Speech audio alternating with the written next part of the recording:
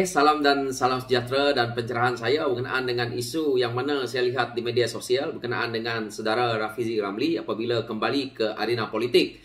Untuk parti lain yang mana mengkritik saudara Rafizi ini, saya tidak ada masalah. Tetapi untuk mereka yang ada dalam parti yang mana apabila menceritakan kembali bahawa kenapa apabila Pakatan Harapan pemerintah waktu itu dan apabila ada sedikit masalah yang mana kita tahu berlakunya langkah Sheraton, dan sebelum itu Rafizi Ramli telah pun mengundur diri daripada arena politik.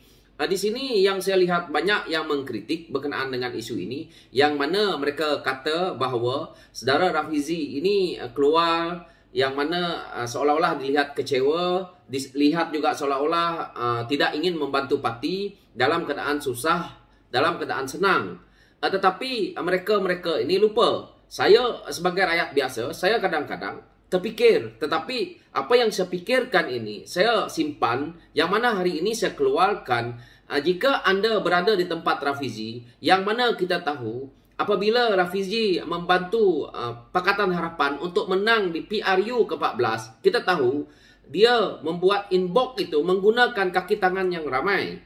Dan kita tahu tidak adil bagi beliau apabila saya melihat apa yang saudara Rafizi huraikan satu persatu sewaktu dibuat live bersama dengan YB Nurul Izzah. Maka di sini saya lihat bahawa ada sedikit perkara yang saudara Rafizi tidak dapat nak keluarkan kepada kita ni sebagai umum untuk kita mengetahui. Dan saya sebagai rakyat biasa, saya sebagai ahli parti biasa, saya dapat merasai apa yang saudara Rafizi ini rasa. Yang mana orang-orang dalam parti, orang yang mungkin punya jawatan dalam parti, orang yang menang pilihan raya menjadi adun, menjadi ahli parlimen, mungkin mereka tidak dapat merasai apa yang saudara Rafizi ini rasa. Iaitu apabila beliau melakukan kerja yang kita tahu inbox itu memerlukan kaki tangan. Apabila beliau berjaya memenangkan pilihan raya PRU ke-14 kita itu tahun 2018 itu, maka jelas di sini apabila beliau sendiri pun tak dapat jawatan, orang-orang di sekeliling beliau yang membantukan Pakatan Harapan ini menang tadi pun tidak dapat apa. Apa pilihan kita sebagai orang biasa, sebagai orang yang tidak mempunyai jawatan dalam parti? Jalan yang harus dipilih oleh saudara Rafizi adalah mengundur diri daripada politik dan menjalankan kerja bisnes supaya kaki tangan ini mempunyai pekerjaan. Ini yang banyak kita ini, yang mana mungkin apa yang saya cakapkan ini menyinggung setengah pihak, tetapi inilah yang sepatutnya kita rasai apa yang saudara Rafizi rasa. Mungkin ada di kalangan kita waktu itu yang mana daripada Pakatan Harapan, terutamanya daripada PKR, tidak merasai ini kerana mereka memegang jawatan sebagai menteri, timbalan menteri, memegang JLC, memegang jawatan-jawatan penting yang mana cabang ranting banyak yang mendapat manfaat daripada kemenangan PRU ke-14 ini. Tetapi apa yang Rafizi dapat? Tidak ada. Dan apabila beliau tidak ada apapun jawatan, apapun yang diberikan parti kepada beliau, jalannya memang betul, beliau harus mengundur diri sementara daripada parti untuk menyelamatkan mereka-mereka yang lain ini. Ini adalah satu perkara, ini adalah satu leadership yang baik pada saya, satu pimpinan yang baik, yang mana beliau tidak memikirkan kepentingan pribadi beliau.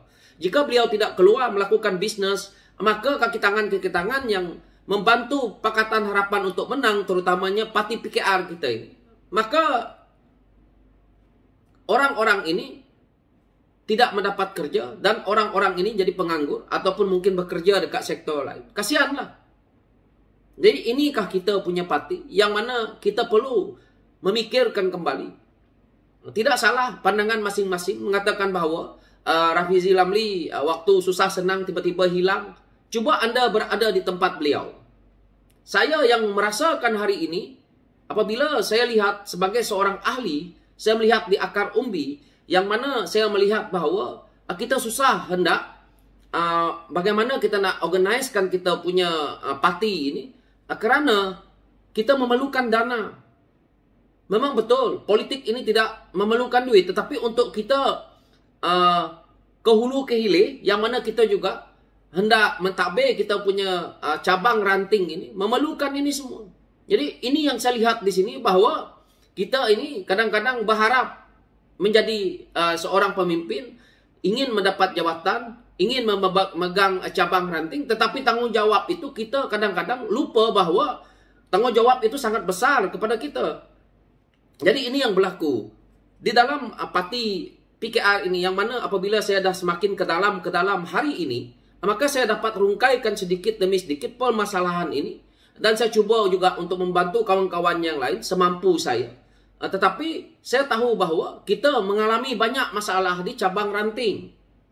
Apalagi di tempat-tempat yang sudah pun berlakunya PRN ini tadi, yang mana di Sabah, yang berlaku di Melaka, berlaku di Sarawak, berlaku di Johor. Ini adalah satu yang kita harus pikirkan bersama. Yang mana kita di bawah, saya sebagai ahli, dan kita tidak perlu memikirkan sangat bahwa apabila saudara Rafizi Ramli nak bertanding sebagai timbalan, ya silakan, kita demokrasi, siapapun juga boleh. Tetapi kita punya pandangan, tidak perlu kita nak menjatuhkan sesama, kerana pimpinan perlukan orang seperti beliau. Dan kalau memang anggota parti bersetuju beliau untuk menjadi seorang timbalan presiden dan beliau menang bertanding, saya rasa itu satu komitmen yang baik. Dan saya tidak juga menafikan kepada calon-calon lain untuk bertanding, yang mana saya juga merasakan hak mereka. Dan untuk kita nak menjatuhkan sesama dengan kita mengatakan orang ini seperti ini, leader ini seperti ini, maka pada saya itu satu persepsi yang kita jangan amalkan.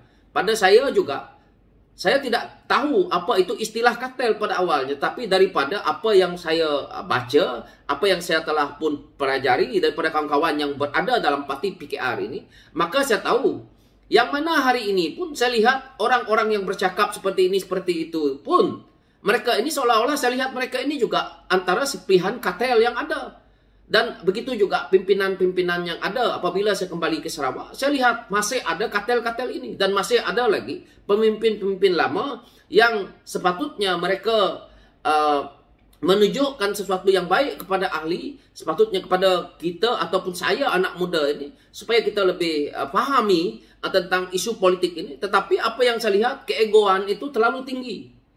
Tidak mereka tunjukkan satu sikap mereka harmoni kepada ahli. Ini adalah satu yang kita lihat dalam pimpinan kita hari ini. Mereka seolah-olah menjadi seorang menteri mungkin di dalam pimpinan kita. Hendak bergaul dengan mereka pun ada seolah-olah kita ada batas dengan mereka. Jadi kita perlu hentikan perkara ini, yang mana kalau kita mempunyai peluang untuk menjadi cabang ranting ataupun memegang MPN, maka kita jangan amalkan ini. Kita kena tahu apa dia yang ada di bawah.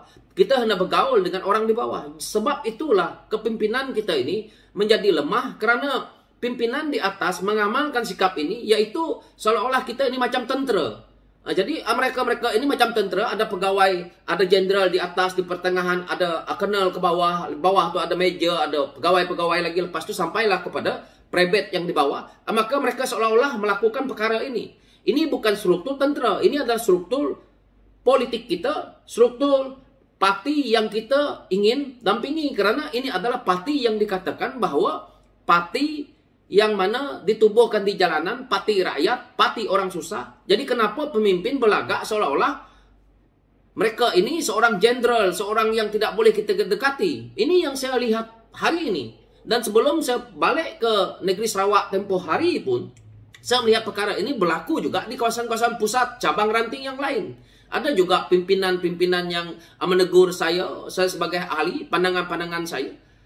Ini sikap kita. Jadi kita perlu perubahan, yang mana seandainya kita menjadi pimpinan dalam pemilihan parti kita kali ini, maka kita jangan memilih. Kita ada waktunya, kita mungkin kita membuat meeting, kita perlu kita pemimpin-pemimpin itu duduk di depan. Tetapi setelah habis meeting, kita patutnya mengeratkan hubungan sesama kita dan hilangkan kita punya protokol bodoh itu pada saya. Jadi ini yang berlaku. Saya lihat kita ini terlalu protokol, yang mana protokol itu pemimpin itu sendiri tidak memahami. Saya tidak bijak sangat dalam isu protokol ini, tapi sebagai seorang yang pernah berkhidmat sebagai orang yang menggunakan uniform, maka saya paham di sini kita jangan mengamalkan protokol ini dalam politik, dalam parti kita, supaya kita ini mempunyai keharmonian bersama dengan orang di bawah, dan kita boleh mencari ahli-ahli baru dan kita boleh memperkuatkan jentera kita. Tetapi kalau kita memegang MPN dan kita seolah-olah kita ini raja, hey, kamu come on lah, pergi belajar dulu bagaimana nak berinteraksi dengan rakyat. Jangan menunjukkan keangkuhan. Pemimpin itu adalah seorang yang berjiwa rakyat, yang mana kamu tahu memimpin, yang mana kamu tahu untuk mengorganisasikan kamu punya pentadbiran dengan baik. Bukan kamu nak menjadi bos di sana, yang mana kita ini pimpinan politik. So itu pandangan saya yang mungkin agak keras, tetapi saya harap boleh diterima. Walaupun ramai yang akan membantah apa yang saya perkatakan ini, tapi hakikat ini yang saya dengar daripada akar umbi apabila saya turun dan saya meneliti dengan baik, bahawa keyakinan orang lain itu kepada kita, kerana kita juga gagal memberitahu kenapa kita ini seperti ini. Jadi itulah pencerahan saya berkenaan dengan isu. So sekian, terima kasih. Thank you.